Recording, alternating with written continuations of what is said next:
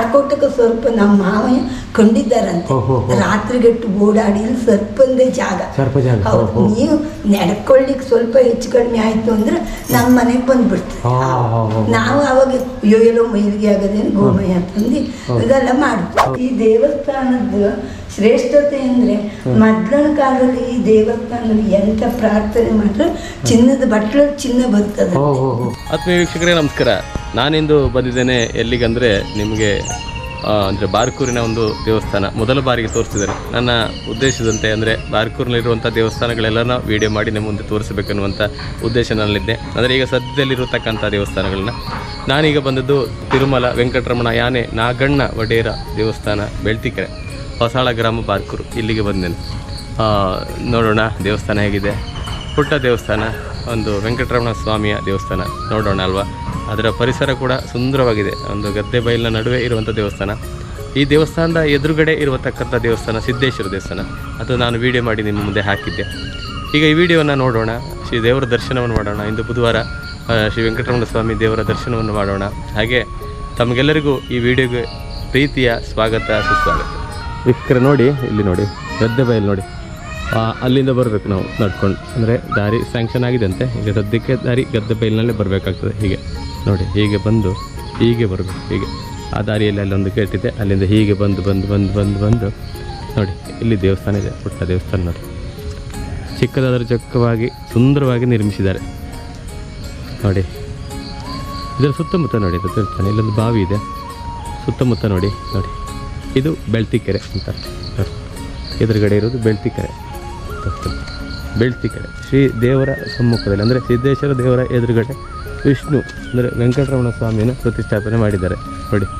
ಅಲ್ಲಿರುವುದು ಸಿದ್ದೇಶ್ವರ ದೇವಸ್ಥಾನ, ಅಲ್ಲಿ ಅದು ಸಿದ್ದೇಶ್ವರ ದೇವಸ್ಥಾನ. ಇದು ಕೆರೆ, ಬೆಳ್ತಿಕೆರೆ ಅಂತಾರೆ.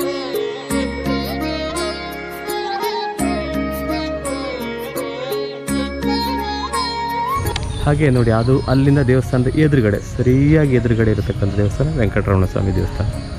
ಇದು ಬಾರ್ಕೂರಿನ ದೇವಸ್ಥಾನ, ಬಾರ್ಕೂರಿನಲ್ಲಿರ್ತಕ್ಕಂಥ ದೇವಸ್ಥಾನ. ಬಾರ್ಕೂರಿನ ದೇವಾಲಯಗಳನ್ನು ಪರಿಚಯ ಮಾಡೋ ನಿಟ್ಟಿನಲ್ಲಿ ಹೊಸ ದೇವಸ್ಥಾನ ನಿಮ್ಮ ಮುಂದೆ ಪ್ರಸ್ತುತಪಡಿಸ್ತಾನೆ. ಅಂದರೆ ನಿಮಗೆ ಹೊಸ್ತು, ಊರಿಗೆ ಹೊಸ್ತಲ್ಲ.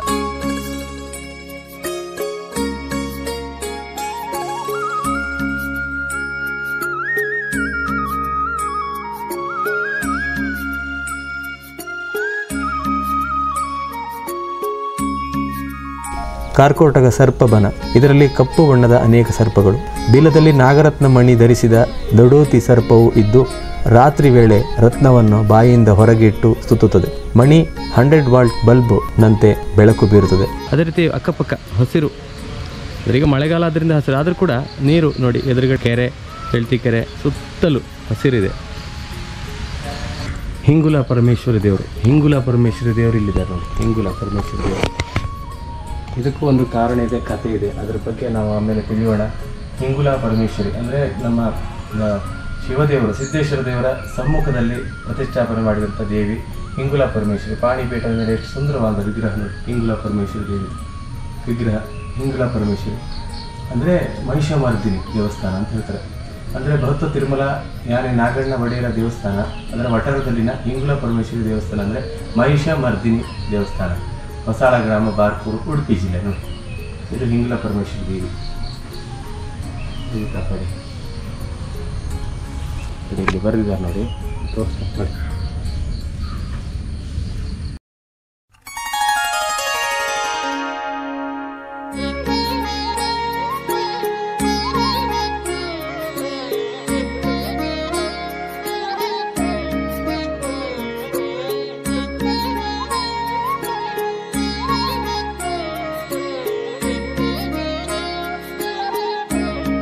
ದೈವಗಳು.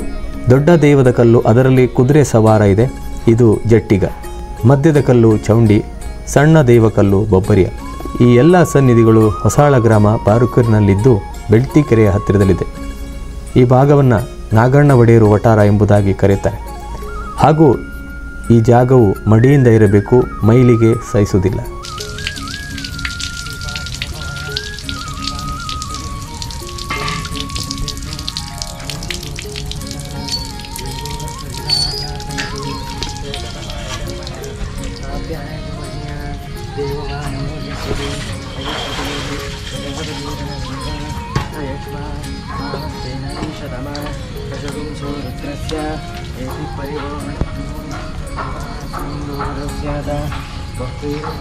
ಬಾರ್ಕೂರಿನಲ್ಲಿ ಇರತಕ್ಕಂಥ ದೇವಸ್ಥಾನಗಳೆಲ್ಲ ಬಹಳ ಪ್ರಾಚೀನ ದೇವಸ್ಥಾನಗಳು. ಅದಕ್ಕೆ ಒಂದೊಂದು ಕಥೆ ಇದೆ. ಆ ದೇವಸ್ಥಾನದ ಹಿನ್ನೆಲೆ ಭಾಳಷ್ಟಿದೆ. ಅದರ ಬಗ್ಗೆ ನಾವು ತಿಳಿಯುತ್ತಾ ಹೋದಾಗ ನಮಗೆ ಬಹಳ ಕುತೂಹಲ ಅನಿಸ್ತದೆ. ಈ ರೀತಿ ಇತ್ತ ನಮ್ಮ ಊರು ಎನ್ನುವಂಥ ನಿಟ್ಟಿನಲ್ಲಿ ನಮಗೆ ಆಲೋಚನೆ ಆಗ್ತದೆ. ನನಗೂ ಕೆಲಸತ್ತೆ ಅನಿಸಿದ್ದೆ, ಆ ಕಾಲಕ್ಕೆ ಒಮ್ಮೆ ಹೋಗಿ ಬರಬೇಕು. ಏನಿಲ್ಲ ಒಂದು 10 ನಿಮಿಷ ಆದರೂ ಆ ಕಾಲದಲ್ಲಿ ಆ ಕಾಲ ಹೇಗಿರ್ಬೋದು, ಆ ರಾಜ ಮಹಾರಾಜರ ಕಾಲ. ಮತ್ತು ದೇವಸ್ಥಾನಗಳು ಎಷ್ಟು ದೇವಸ್ಥಾನ ಇತ್ತು, 360 ದೇವಸ್ಥಾನಗಳಿತ್ತಂತೆ. ಅಂಥ ಒಂದು ಊರು ನಮ್ಮೂರು ಬಾರ್ಕೂರು. ಭಾಳ ಹೆಮ್ಮೆ ಅನಿಸ್ತದೆ. ನಾವು ಈ ಊರಲ್ಲಿ ಹುಟ್ಟಿದ್ದು ನಮ್ಮ ಪುಣ್ಯ, ನಮ್ಮ ಸೌಭಾಗ್ಯ ಅಂತ ಹೇಳ್ತೇವೆ. ಆ ನಿಟ್ಟಿನಲ್ಲಿ ನಾವು ದೇವಸ್ಥಾನದ ಪರಿಚಯವನ್ನು ಮಾಡೋಣ ಎನ್ನುವಂಥ ವಿಡಿಯೋಗಳು ಸಾಲಾಗಿ ಬರ್ತಿದೆ ನಿಮ್ಮ ಮುಂದೆ. ಹಾಗೆ ನೋಡೋಣ. ಇದೊಂದು ಹೊಸ ದೇವಸ್ಥಾನ, ನಿಮಗೆ ಹೊಸ ದೇವಸ್ಥಾನ, ಊರಿಗೆ ಹೊಸ ದೇವಸ್ಥಾನ ಅಲ್ಲ, ಊರಿಗೆ ಭಾಳಷ್ಟು ಪುರಾತನ ದೇವಸ್ಥಾನ. ನೋಡೋಣ, ನಿಮಗೆ ಕೂಡ ಅದರ ಬಗ್ಗೆ ಭಾಳಷ್ಟು ತಿಳಿಯೋಣ. ಅದರ ಅಂದರೆ ಮುಖ್ಯಸ್ಥರು ಬರ್ತಾರೆ, ಅವರೊಂದಿಗೆ ಸ್ವಲ್ಪ ಮಾತಾಡೋಣ, ಪೂಜೆಯನ್ನು ಕೂಡ ವೀಕ್ಷಿಸೋಣ. ಬನ್ನಿ.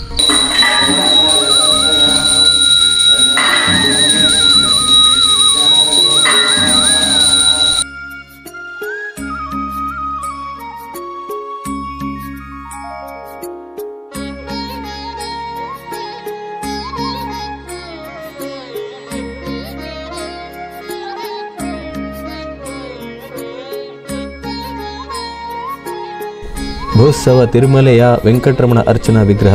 ಇದರಲ್ಲಿ ಶ್ರೀದೇವಿ ಭೂದೇವಿ ಇಬ್ಬದಿಯಲ್ಲಿ ಪ್ರಭಾವಳಿಯಲ್ಲಿ ದೇವರ ದಶಾವತಾರಗಳನ್ನು ಬಿಂಬಿಸಲ್ಪಟ್ಟಿದೆ.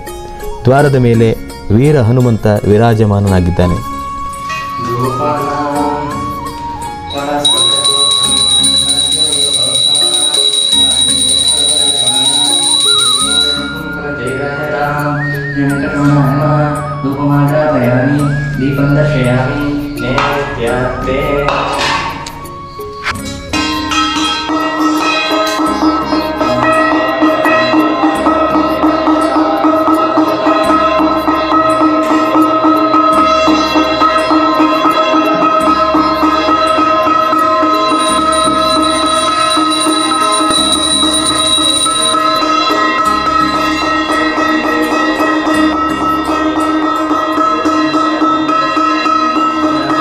ಒಂದು ದಿವಸ ನಂಗೆ ಅದೇ ಮಾಡಿದ್ದು ಸ್ಪೆಷಲ್ ಪೂಜೆ ಮಂಗಗಳ ಬಂದು ಸೇರ್ಕೊಂಡ್ರೆ ತಕ್ಕವೇ ಇಲ್ಲ.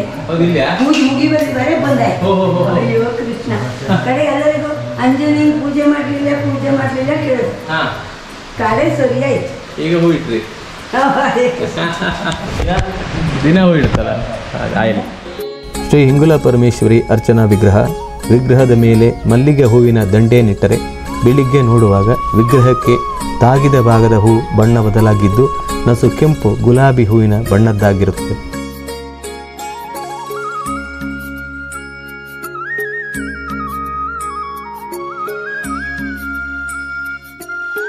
ओम दुर्गाय नमः, ओम शांति नमः, ओम चंडिकाय नमः, ओम शांभवे नमः, ओम भूतिरायणे नमः, ओम हरप्रियाय नमः, ओम नारायणे नमः, ओम भद्रकाले नमः, ओम शिवदूते नमः, ओम महामायाय नमः, ओम योगनिद्राय नमः, ओम श्री महालक्ष्मी नमः, ओम श्री दुर्गाय नमः. द्वादशनाम पूजां समर्पयामि.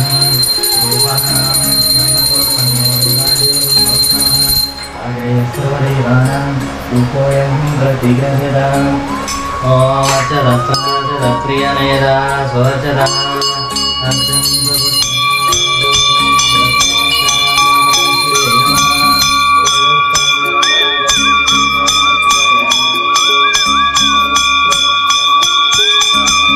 ಆತ್ಮೀಯ ವೀಕ್ಷಕರೇ ನಮಸ್ಕಾರ. ಇಂದು ನಾನು ಬಂದಿದ್ದೇನೆ ನಿಮಗಾಗಲೇ ತಿಳಿಸಿದಂತೆ ಬಹುತ್ವ ಶ್ರೀ ವೆಂಕಟರಮಣ ಸ್ವಾಮಿ ದೇವಸ್ಥಾನಕ್ಕೆ. ಅಲ್ಲಿನ ಮುಖ್ಯಸ್ಥರಿದ್ದಾರೆ, ಸುಶೀಲಾ ಎಂ ಭಟ್ ಅವರಿದ್ದಾರೆ. ಅವರೊಂದಿಗೆ ಕೇಳೋಣ ದೇವಸ್ಥಾನದ ಬಗ್ಗೆ, ಜೀರ್ಣೋದ್ಧಾರದ ಬಗ್ಗೆ ಎಲ್ಲ ಕೇಳೋಣ. ಸರ್ ನಮಸ್ತೆ ಅಮ್ಮ. ನಮಸ್ಕಾರ. ನಮಸ್ತೆ. ಎಂತ ವಿಷಯ ಅಂದರೆ ಮೊದಲಿಂದ ನಾವು ಸಿದ್ದೇಶ್ವರ ದೇವಸ್ಥಾನದ್ದು ಅಷ್ಟಬಂಧನ ಆಗಲಿಲ್ಲ. ಈ ದೇವಸ್ಥಾನವೂ ಜೀರ್ಣೋದ್ಧಾರ ಆಗಲಿಲ್ಲ. ಆಗ ನಾವು ಸುಮ್ಮನೆ ನಮಗೆ ನಿರಂಜನ್ ಡಾಕ್ಟರ್ ಯಾವಾಗೂ ಪರಿಚಯ, ಅವ್ರ ಹತ್ರ ಮಾತಾಡುವಲ್ಲಿವರೆಗೆ ಹಾಗಾದ್ರೆ ನಾವು ಒಂದು ಅಷ್ಟಮಂಗಲ ಪ್ರಶ್ನೆ ಇಡ್ಬೋದು ಅಂತ ಪ್ರವೀಣ್ ತಂತ್ರಿಗಳು, ಸುಬ್ರಹ್ಮಣ್ಯ ಭಟ್ರು ಎಲ್ಲ ಕರೆದಿ 3 ದಿವಸದ ಒಂದು ಕಾರ್ಯಕ್ರಮ ಸಿದ್ದೇಶ್ವರದಲ್ಲಿ ಏರ್ಪಡಿಸ್ತಾರೆ. ನಂತರ ಆವಾಗ ನಾವು ಅದು ಇದು ಒಂಥರ ಅಷ್ಟಮಂಗಲ ಪ್ರಶ್ನೆಯಲ್ಲಿ ಅದು ರಾಶಿ ತೆಗೆದಿರ್ತದೆ. ಒಂದು ಹುಡುಗಿ ಎಲ್ಲ ಬಂದು ಅದು ರಾಶಿ ತೆಗೆಯವರೆಗೆ ಅದು ಫಸ್ಟ್ ಸ್ಟಾರ್ಟಿಂಗ್ ಪಾಯಿಂಟ್ ಇರುತ್ತಲ್ಲ ಪೂಜೆ ಎಲ್ಲ ಮಾಡ್ಕೊಂಡು ಆವಾಗ ತೆಗೆಯೋದ್ರೆ ಮಿಥುನ ರಾಶಿ ಬಂತು. ಮಿಥುನ ರಾಶಿ ಅಂದ್ರೆ ಜೋಡು ಅಂತ. ಅದು ಸಿದ್ದೇಶ್ವರ ಮತ್ತೆ ಈ ವೆಂಕಟರಮಣ ಜಾಯಿಂಟ್. ಅದು ಮೊದಲಿನ ಕಾಲದಲ್ಲಿ ಆ ದೇವಸ್ಥಾನ ಈ ತೆಪ್ಪೋತ್ಸವ ಆಗ್ತಿತ್ತಂದ್ರೆ ತೆಪ್ಪೋತ್ಸವ. ಆವಾಗ ಇವರ ಉತ್ಸವ ಮೂರ್ತಿ ಆ ದೇವಸ್ಥಾನಕ್ಕೆ ಹೋಗುದು, ಅಲ್ಲಿಂದ ಈಚೆಗೆ ಬರುದು. ಇದೇ ಕೆರೆ ಉಂಟಲ್ಲ, 3 ಎಕರೆ ಕೆರೆ ಉಂಟು. ಈ ಕೆರೆ ಒಳಗೆ ತೆಪ್ಪೋತ್ಸವ ನಡೆದು ಮೊದಲ ಪೂರ್ವದ ಕಾಲದಲ್ಲಿ ರಾಜಾದಿರಾಜರ ಕಾಲದ ಕಥೆ ಇದೆ. ಇದು ಭಾರಿ ವೈಭವದಿಂದ ಮೆರೆದ ದೇವಸ್ಥಾನ.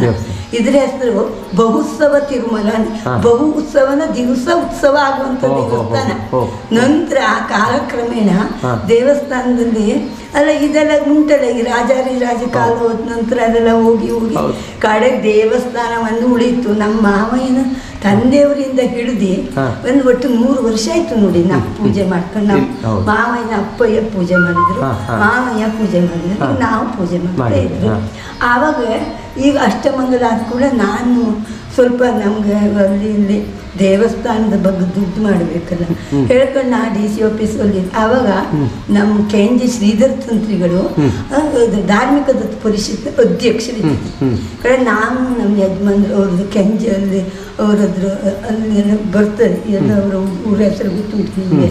ಅಲ್ಲಿಗೆ ಹೋಗಿ ಅವರದ್ದು ಮೀಟ್ ಆಗಿ ಧಾರ್ಮಿಕ ಪರೀಕ್ಷೆ ಅಲ್ಲಿಗೆ ಹೋಗುವ ಇವರು ಇದ್ರಲ್ಲ ಯಾವ ಗೋಕುಲಾಚಾರ್ಯ ಇದ್ದಾರೆ, ಅವ್ರಿಗೆ ಅವ್ರ ಪರಿಚಯ ಜಾಸ್ತಿ ಉಂಟು. ಅವ್ರ ಕಾರಲ್ಲಿ ನಾವು ಹೋಗಿ ಅವ್ರ ಹತ್ರ ಮಾತಾಡ್ಕೊಂಡು ನಮ್ದು ಅರ್ಜಿ ಎಲ್ಲ ಕೊಟ್ಟು ಬಂದ್ವಿ. ಬಂದ ನಂತರ 5 ಲಕ್ಷ ರೂಪಾಯಿ ಬಂತು. ಈ ವೆಂಕಟರಮಣಂಗೆ 5 ಲಕ್ಷ, ಸಿದ್ದೇಶ್ವರಕ್ಕೆ 5 ಲಕ್ಷ ಕೊಟ್ಟರು. ಅದೇ ಮೂಲ ಧನ ಅಂತ ನಾವು ಸ್ವೀಕಾರ ಮಾಡಿ ನಂತರ ಆದ್ರೆ ಈ ದೇವಸ್ಥಾನಕ್ಕೆ ಈಗ ಹೊಸಾಳದ ಮೂರ್ತಿರಾಯರವ್ರ ಕಡೆಯವರು ಇದ್ರಲ್ಲ, ಅವ್ರ ಚಿಕ್ಕಪ್ಪನ ಮಗ ಅವರೆಲ್ಲ ಇದ್ದಾರೆ. ಅವರಿಗೆ ಅವ್ರು ಮದುವೆ ಆಗಿ ಅವ್ರ ಗಂಡ ಹೆಂಡತಿ ಇಬ್ಬರು, ಪ್ರಸನ್ನ ಡಾಕ್ಟ್ರು, ಸಂಧ್ಯಾ ಲಕ್ಷ್ಮಿ ಅಂತ ಅವರಿಬ್ರು. ಅವ್ರಿಗೆ ಮಕ್ಕಳು ಆಗಲಿಲ್ಲ, 23 ವರ್ಷ. ಕಡೆ ಒಂದ್ ದಿವಸ ಅವ್ರಿಗೆ ಯಾರೋ ಹೇಳಿದ್ರಂತೆ ಈ ದೇವಸ್ಥಾನ ಅದು ಮೂಲ ದೇವರು ಅವರದ್ದೇ ಇದು. ಆದ್ರೆ ಅದು ಕಾಲಕ್ರಮೇಣ ಎಲ್ಲರಿಗೂ ನೆನಪೋಗಿರುತ್ತಲ್ಲ. ನಂತರ ಅವ್ರು ಬಂದು ನಮ್ಮ ಯಜಮಾನ್ರೆ ಅವಾಗ ಪೂಜೆ ಮಾಡೋದು, ಪ್ರಾರ್ಥನೆ ಮಾಡಿದ ನಂತರ ಒಂದು ಜೋಡು ಮಕ್ಕಳು, ಒಂದು ಹೆಣ್ಣು ಒಂದು 13 ವರ್ಷದ ನಂತರ ಕಡೆ ಅವರಿಗೂ ಈ ದೇವಸ್ಥಾನದ ಮೇಲೆ ಸಹಜವಾಗಿ ಒಂದು ನಮ್ಗೆ ಒಳ್ಳೇದಾಗತ್ತೆ ಅಂತ ಅವ್ರಿಗೆ ಇಂಟ್ರೆಸ್ಟ್ ಬಂತು. ಅವ್ರು ಹೇಳಿದ್ರು ನಾನು ಹಣ ಕೊಡ್ತೇನೆ, 5 ಲಕ್ಷ ಒಳ್ಳೆ ಆಯ್ತಲ್ಲ. ಮತ್ತೆ ನಮ್ಮ 2 ಹುಡುಗಿಯರಿದ್ರು, ಅವರು ನಾವೇ ಸ್ವಂತ ಸ್ವಲ್ಪ ಹಣ ಹಾಕಿದ್ರೆ ಹಣ. ಮತ್ತೆ ಇದರಲ್ಲೆಲ್ಲ ಊರನ್ನವರು ನಿರಂಜನರು ನಮ್ಮ ಪರಿಚಯ ಇದ್ದವರು, ನಾವು ಊರು ಎಲ್ಲರಿಗೂ ಹೋಗಲಿಲ್ಲ ವಿಚಾರ ಮಾಡಲಿಕ್ಕೆ. ನಂತರ ಅವ್ರು ಹೊಸಾಳದವ್ರ ಕುಟುಂಬದಲ್ಲಿ ಅವರದ್ದು ಶ್ಯಾಮರಾಯರು ಮತ್ತೆ ಮೂರ್ತಿರಾಯರು ಬೆಂಗಳೂರು ಬದಿಗೆಲ್ಲ ಹೋಗಿ ಪರಿಚಯದವರದ್ದೆಲ್ಲ ನಮ್ಮವ್ರ ಮನೆಗೆ ಹೋಗಿ 45 ಲಕ್ಷದವರೆಗೆ ಅವ್ರು ಒಟ್ಟು ಮಾಡ್ಕೊಂಡು ಬಂದ್ರು. ಈ ಮೂಲಧನ ಒಂದು 5 ಲಕ್ಷ ರೂಪಾಯಿ ಧರ್ಮಸ್ಥಳದವರಿಂದ ತಂದು ಕೊಟ್ಟಿದ್ದಾರೆ. ಅದೆಲ್ಲ ಸೇರ್ಕೊಂಡಿದ್ದ ಒಂದು ಜೀರ್ಣೋದ್ಧಾರ ಅಂತ ಮಾಡಿ ಸುಬ್ರಹ್ಮಣ್ಯ ಭಟ್ರು ಅವರೇ ನಮ್ಗೆ ಮುಂದಿನ ಇದು ವಾಸ್ತು ಗಿಸ್ತು ಎಲ್ಲ ಹೇಳಿ ಅವರೇ ಪೂರೈತರು ಮಾಡಿ ನಮ್ಗೆ ಕಲಶ ದೇವಸ್ಥಾನದೆಲ್ಲ ನಾವು ಮಾಡಿದ್ವಿ. ಈ ದೇವಸ್ಥಾನದ 2019 ನಂತರ ಎಂತ ಗೊತ್ತಾ, ಈ ದೇವಸ್ಥಾನದ ಶ್ರೇಷ್ಠತೆ ಅಂದ್ರೆ ಮೊದಲ ಕಾಲದಲ್ಲಿ ಈ ದೇವಸ್ಥಾನದಲ್ಲಿ ಎಂತ ಪ್ರಾರ್ಥನೆ ಮಾಡಿದ್ರೆ ಚಿನ್ನದ ಬಟ್ಲು ಚಿನ್ನ ಬರ್ತದೆ, ಚಿನ್ನ. ಆ ಚಿನ್ನವ ಮದ್ವೆಗೆಲ್ಲ ತಕೊಂಡು ಹೋಗಿ ನಂತರ ವಾಪಸ್ ತಂದಿಟ್ರು ದೇವ್ರ ಆ ಹಿಂಗುಲ ಪರಮೇಶ್ವರಿಗೆ. ಅವರೆಲ್ಲ ಅವರು ಕಾರ್ಕೋಟಕ ಉಂಟು, ಕಾರ್ಕೋಟಕ ನಾಗ ಆ ಸನ್ನಿಧಿಯಲ್ಲಿ ಕೊಡ್ತಿದ್ರು. ಬೆಳಗಪ್ಪದವರೇ ಪ್ಲೇಟ್ ಎಲ್ಲ ಖಾಲಿಯೇ ಇರ್ತಿತ್ತು. ಕಡೆಗೆ ಹೀಗೆ ಮಾಡ್ಕೊಂಡು ಯಾರೋ ತಕೊಂಡು ಹೋದವ್ರು ಚಿನ್ನನೇ ಕೊಡ್ಲಿಲ್ಲ. ಕಡೆಗೆ ಅದು ಕರ್ಮ ಪ್ರಕ್ರಿಯೆ ಎಲ್ಲ ನಿಂತು ಕಾರ್ಕೋಟಕ ಸ್ವಲ್ಪ ನಮ್ಮ ಮಾವಯ್ಯ ಕಂಡಿದ್ದಾರಂತೆ. ರಾತ್ರಿಗೆಟ್ಟು ಓಡಾಡಿ ಸರ್ಪಂದೇ ಜಾಗ. ನೀವು ನಡ್ಕೊಳ್ಳಿಕ್ಕೆ ಸ್ವಲ್ಪ ಹೆಚ್ಚು ಕಡಿಮೆ ಆಯ್ತು ಅಂದ್ರೆ ನಮ್ಮ ಮನೆಗೆ ಬಂದ್ಬಿಡ್ತೀವಿ. ನಾವು ಅವಾಗ ಎಲ್ಲೋ ಮೈಲಿಗೆ ಆಗದೇನು ಗೋಮಯ ಅಂತಂದು ಇದೆಲ್ಲ ಮಾಡುದು ಕ್ರಮ. ಅವ್ರ ನಂತರ ಅವರು ಕಾರ್ಕೋಟಕ ಸ್ವಲ್ಪ ತಲೆ ಮೇಲೆ ರಾತ್ರಿ ಮುಣಿ ಇರ್ತದೆ. ಮುಣಿ ಮಾವಯ್ಯ ಕಂಡದ್ದು ಅದು ಓಡಾಡ್ಬೇಕಾದ್ರೆ ಅದ್ರ ತಲೆ ಮೇಲೆ ಮುಣಿ ಇಟ್ಕೊಂಡಿರ್ತದೆ. ಅವಾಗ ಕಡೆಗೆ ಈಗ ಅವೆಲ್ಲ ಹೌದು, ಆದ್ರೆ ನಾವು ಸರಿಯಾಗಿ ನಡ್ಕೊಳ್ತೇವಲ್ಲ, ನಾವು ಅದು ನಮ್ಗೆ ಯಾವಾಗ ತೊಂದರೆ ಕೊಡ್ತದಿಲ್ಲ. ಇಲ್ಲ ಈ ದೇವಸ್ಥಾನದಲ್ಲಿ ನೀವೇನಾದ್ರು ಪ್ರಾರ್ಥನೆ ಮಾಡ್ಕೊಂಡ್ರೆ ಅದು ಸಫಲತೆ ಕೊಡ್ತದೆ. ಮತ್ತೆ ಆ ಹಿಂಗುಳ ಪರಮೇಶ್ವರಿ ಕಥೆ, ಇದು ವೆಂಕಟರಾಮ ದೇವಸ್ಥಾನ. ಹಿಂಗುಳ ಪರಮೇಶ್ವರಿ ಅದು ರಾಜರು ಯುದ್ಧ ಕಾಲ ಹೋಗೋ ಸಮಯದ ಪ್ರಾರ್ಥನೆ ಮಾಡಿಕೊಂಡು ದೇವರಂತೆ. ಅದು ಯಾರೋ ನಮಗ್ ಗೊತ್ತಿಲ್ಲ. ಈ ಬಾವಿ ಉಂಟಲ್ಲ, ಒಂದು ಭೂಮಿ ಕಣ್ಣಾಗಿದ್ದೀವಿ ಅಷ್ಟು. ಇದು 98ನೇ ಇಸ್ವಿ, 1998ನೇ ಇಸ್ವಿಲಿ ನಾವು ಇಲ್ಲಿ ಬಾವಿ ತೆಗೆದು, ಆವಾಗ ಬಾವಿ ತೆಗೆದಕ್ಕೆ ಮೂರ್ತಿ ಸಿಕ್ಕು. ಹಿಂಗುಲ ಪರಮೇಶ್ವರಿ ಅದ್ರೊಳಗೆ ಬಾವಿಯೊಳಗೆ ಹಾಕಿ ಬಿಟ್ರು. ಕಡೆ ನಮ್ಮ ಯಜಮಾರು 98ನೇ ಇಸ್ವಿಯಿಂದ 13ನೇ ಇಸ್ವಿಯಲ್ಲಿ ನಾವು ಅಷ್ಟಮಂಗಲ ಇಟ್ಟದ್ದು. ಅಲ್ಲಿವರೆಗೆ ಇಲ್ಲಿ ಸೈಡಿಗೆ ಇಟ್ಕೊಂಡು ಅದ್ರ ಪೂಜೆ ಮಾಡ್ತಾ ಇದ್ದಿದ್ದು. ನಂತರ ಅಷ್ಟಮಂಗಲ ಪ್ರಶ್ನೆಯಲ್ಲಿ ಅದ್ರ ಹೆಸರು ಹಿಂಗುಲ ಪರಮೇಶ್ವರಿ ಹೇಳಂತೆ.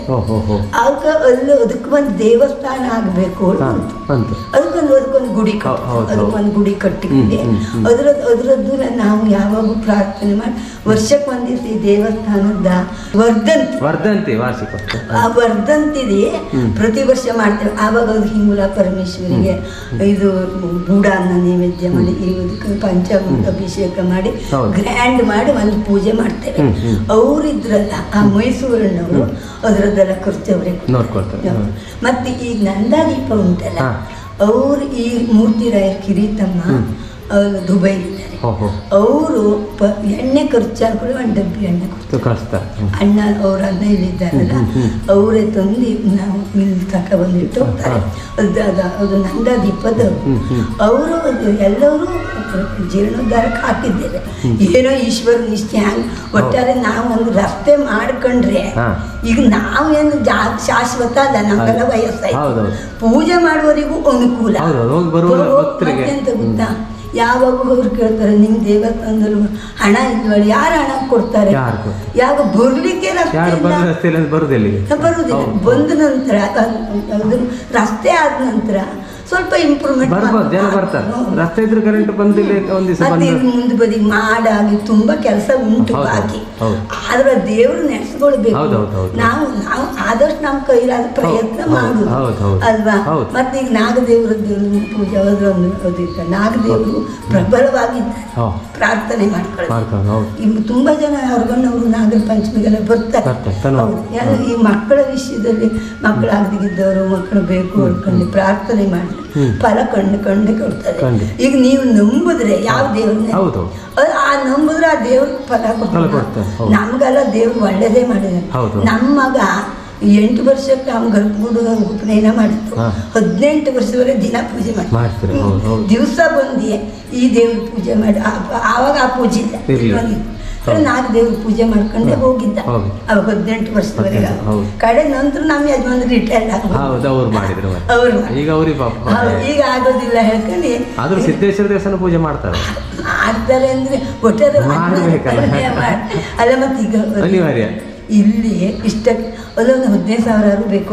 ಗಣಪತಿ ಉಂಟು, ಒಂದು ಸುತ್ತಮುತ್ತಲು ದೇವರು ಉಂಟು, ಕೊಡುದು 5,000 ಅಲ್ವಾ. ನಮ್ಮ ಯಜಮಾನ್ರಿಗೆ ಮತ್ತೆ ದುಡ್ಡಿನ ಪ್ರಶ್ನೆಕ್ಕಿಂತ ಕಾಲ್ ಹಿಡ್ಕೊಂಡು ಬಿಡ್ತದೆ. ನಮ್ಮ ಮಗಳ ಆಯುರ್ವೇದ ಡಾಕ್ಟರ್ ಅಲ್ವಾ, ಅವಳು ಹೇಳಿದ್ರು ಪಪ್ಪನ ಕಾಲ್ ಹಿಡ್ಕೊಂಡ್ಬಿಟ್ರು ಓಡಾಡಿ ಕಡೆಗೆ ಮನೆ ಕಂಡಿಪ್ಪದೆ. ಈಗ ಅಂತ ಗೊತ್ತಾ, ಒಂದು ಒಪ್ಪತ್ತು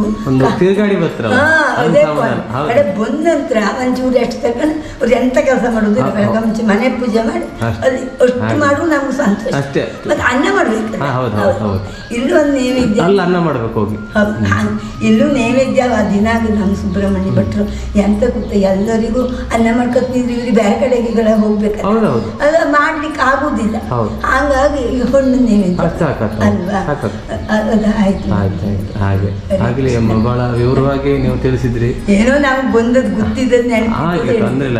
ಹರೇ ಕೃಷ್ಣ. ದೇವ್ರು ನಿಮ್ಗೆಲ್ಲ ಒಳ್ಳೇದು ಮಾಡಿ. ನಿಮ್ಗೆ ನಮ್ಮ ಚಾನಲ್ ಪರವಾಗಿ ಪ್ರೀತಿಯ ಧನ್ಯವಾದ. ಬಹಳ ಖುಷಿ ಆಯ್ತು. 4 ದೇವಸ್ಥಾನ, ಒಂದು ಸಿದ್ದೇಶ್ವರ, ಒಂದು ವೆಂಕಟರಮಣ, ಬಪ್ಲಾಪುರದ ವಿನಾಯಕ, ಪಡ್ಸಾಲೆ ವಿಶ್ವನಾಥ. ನೋಡಿ 4 ಪೂಜೆ ಪುಣ್ಯ ಬಂತು ನಿಮ್ಗೆ. ಅಷ್ಟು ಇಂಪ್ರೂವ್ಮೆಂಟ್ ಮಾಡಿ ನಿಮ್ ಕತೆ ಕೇಳಿದ್ರೆ ನಾವು ನಮ್ಗೆ ಯಜಮಾನ್ರು 81ನೇ ಇಸ್ವಿಗೆ ಈ ಊರಿಗೆ ಬಂದು ಅಂದ್ರೆ ಬಾಳೆಹೊನ್ನೂರು ಮೈಸೂರಲ್ಲಿ. ಅವಾಗ ದೇವಸ್ಥಾನಕ್ಕೆ ಮಾಡೇ ಇಲ್ಲ. ಬಪ್ಪಳಾಪುರ ಅದು ಸಣ್ಣ ದೇವಸ್ಥಾನ ಇತ್ತು ಆಗ. ಸಣ್ಣದೆ ಹೌದು. ಕಡೆ ಆವಾಗ ನಮ್ಮ ಯಜಮಾನ್ರಿಗೆ ಆವಾಗಿನ ಕಾಲದಲ್ಲಿ 40-50 ರೂಪಾಯಿ ಖರ್ಚು ಮಾಡಲ್ಲ ಮಾಡಿ 18 ವರ್ಷ ನಾ ದೇವ್ರ ಮುಂದಿನ ಸುಳ್ಳು ಹೇಳಿದ್ರೆ ದಿನಾಗ ಪ್ರತಿ ಗಣೇಶ ಚೌತಿಗೆ 3 ಗಣಪತಿ ಮಾಡೋದು ಮತ್ತು ಒಂದು 2 ಸತಿ ಕೊಟ್ಟೆಗೆ ಒಂದು ಕಡುಬು ಮಾಡ್ತಾರಲ್ಲ ಅವಾಗ 700 ಕಡುಬುವರೆಗೆ ಆಗದೆ ಮುಡಿಯಕ್ಕಿ ಕಡುಬು ಅಂತ ಅದನ್ನೆಲ್ಲ ಮಾಡಿ ನಾವು ಇವರು ಜೀರ್ಣೋದ್ಧಾರ ಮಾಡುವಲ್ಲಿವರೆಗೂ ಪ್ರತಿ ಗಣೇಶ ಚೌತಿಗೆ ಗಣಹೋಮ ಮಾಡಿದ್ರು. ನಮ್ಮ ಯಜಮಾನರು ಬೊಂಬೈಲಿದ್ರು, ನಂಬುತ್ರ ನೀವು, ಅದೇ ದಿವಸ ಬಂದ್ರು. ಅಲ್ಲಿವರೆಗೆ ನಾವು ಅಷ್ಟು ತಯಾರಿ ಮಾಡಿದ್ದೆ ಗಣಹೋಮ. ರಾಮಕೃಷ್ಣ ಭಟ್ರು 18 ವರ್ಷ ನಮ್ಗೆ ರಾಮಕೃಷ್ಣ ಭಟ್ರು ಗಣಹೋಮ ಮಾಡಿ ಕೊಟ್ಟಿದ್ದಾರೆ. ನಂತರ ಅವರು ಜೀರ್ಣೋದ್ಧಾರ ಮಾಡಿದ ನಂತರ ನಾವು ಅವ್ರಿಗೆ ಅದ್ರ ಬಿಟ್ಕೊಟ್ಟಿದ್ವಿ. ನಮ್ಮ ಹತ್ರ ಎಲ್ಲವೂ ಆಗುದು ಅದು ದೇವ್ರು ನಡೆಸಿಕೊಳ್ಬೇಕು ಅಲ್ವಾ. ಬಹಳ ಖುಷಿ ಆಯ್ತು. Thank you.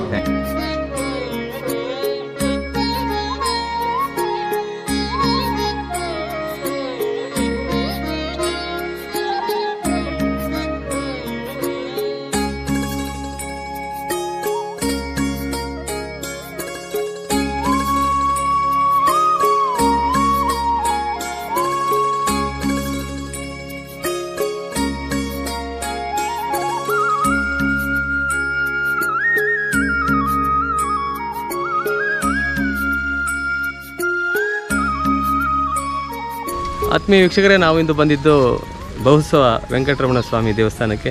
ಆ ದೇವಸ್ಥಾನದ ವಿಡಿಯೋ ನಿಮ್ಮ ಮುಂದೆ ಪ್ರಸ್ತುತಪಡಿಸಿದೆ. ಹಾಗೆ ನಮ್ಮ ಚಾನಲ್ನ ವೀಕ್ಷಿಸ್ತೀರಿ. ಎಲ್ಲರಿಗೂ ಮತ್ತೊಂದು ವಿಡಿಯೋದೊಂದಿಗೆ ಮತ್ತೆ ಭೇಟಿ ಆಗ್ತಾನೆ. ಎಲ್ಲರಿಗೂ ನಮಸ್ಕಾರ.